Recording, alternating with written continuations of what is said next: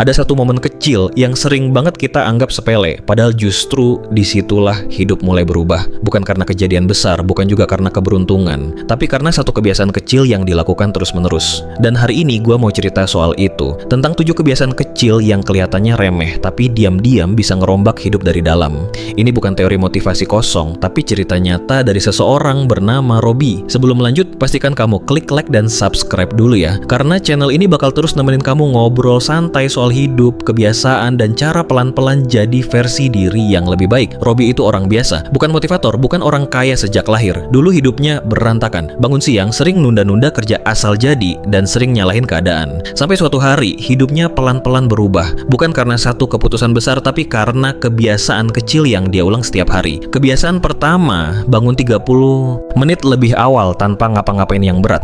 Robby dulu bangun mepet jam kerja, bangun mandi berangkat stres. Suatu hari dia coba bangun 30 menit lebih awal. Bukan buat olahraga berat atau baca buku tebal, cuma duduk, minum air, dan tarik napas pelan. Kadang sambil bengong, tapi anehnya hari-harinya jadi lebih tenang. Dia ngerasa hidupnya nggak lagi dikejar-kejar.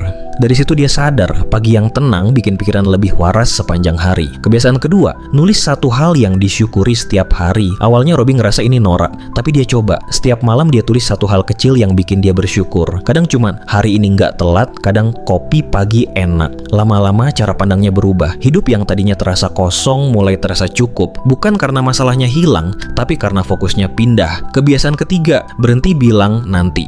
Robby ini raja nunda, semua ditunda sampai dia bikin aturan sederhana. Kalau sesuatu bisa dilakukan, kurang dari 2 menit langsung kerjain. Balas chat, beresin meja, catat ide. Hasilnya, kepalanya lebih ringan. Ternyata capek mental itu sering datang bukan dari kerjaan besar, tapi dari hal kecil yang ditunda terus. Kebiasaan keempat, jalan kaki tanpa tujuan. Setiap sore, Robby jalan kaki 10-15 menit.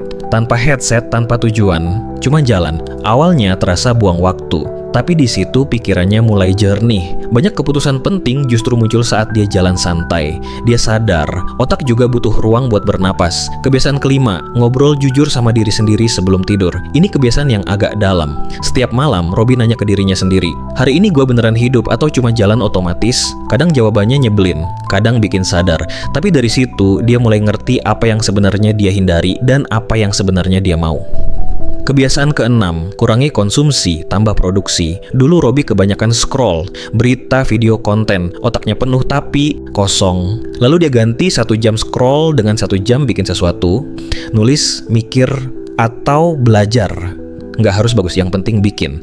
Dari situ, rasa percaya dirinya naik, karena dia nggak cuma jadi penonton hidup orang lain. Kebiasaan ketujuh, konsisten bukan sempurna. Ini yang paling penting. Robby berhenti ngejar perubahan drastis. Dia cuma fokus konsisten. Nggak apa-apa bolong, nggak apa-apa jelek. Yang penting balik lagi. Dari situlah hidupnya pelan-pelan berubah. Bukan dalam seminggu, tapi dalam setahun. Sekarang Robby bukan orang yang hidupnya sempurna, tapi dia lebih tenang, lebih sadar, dan lebih pegang kendali. Semua dimulai dari kebiasaan kecil yang kelihatannya nggak ngaruh. Kalau kamu ngerasa hidup lagi stuck, mungkin kamu nggak butuh perubahan besar.